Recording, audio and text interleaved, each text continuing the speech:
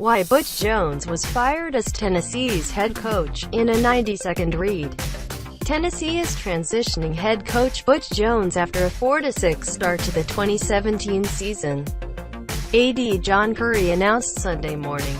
Former Michigan head coach Brady Hoke, a defensive assistant, will step up as interim. The last straw, evidently. A 50-17 loss at Missouri that gave Ute a loss in its most recent game against every single other team in the SEC.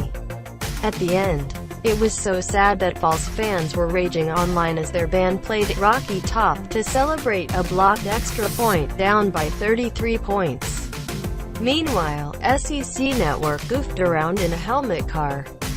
Why is he out? It wasn't so much Jones' overall record, 34-27 at Ute, as a lack of progress, a list of especially embarrassing losses, and then a 2017 collapse. He improved the Vols to 2 straight 9-win seasons in 2015 and 16 and boosted recruiting, but his team went backwards in 2017. It was also the way Tennessee lost, from its infuriating come-from-ahead losses in 2015's big games. The Oklahoma result is still hard to believe, to the string of hideous results in 2016 and 2017 that included blowout losses to Alabama and Georgia. Yet another close loss to Florida, and losses to the allegedly inferior South Carolina and Kentucky.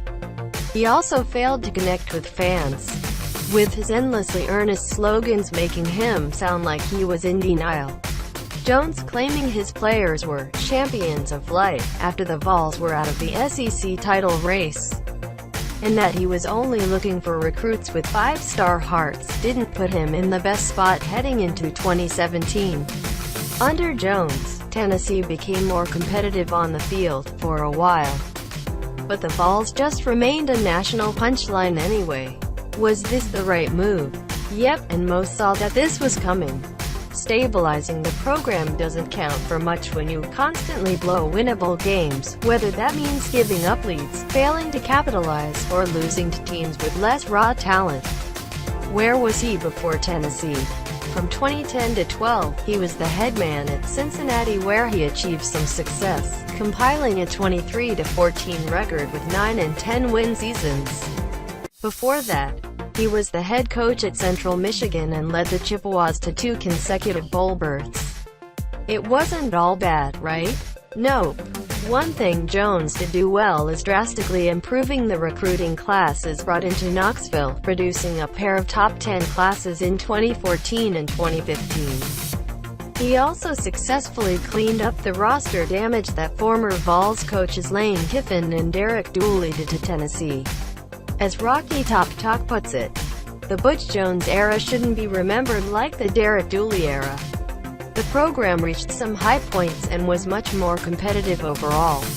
But unfortunately for Butch, the program hit a near all-time low in his final year. In fact, this team has a shot to go winless in the SEC and reach 8 losses, both of which would be firsts for this football program.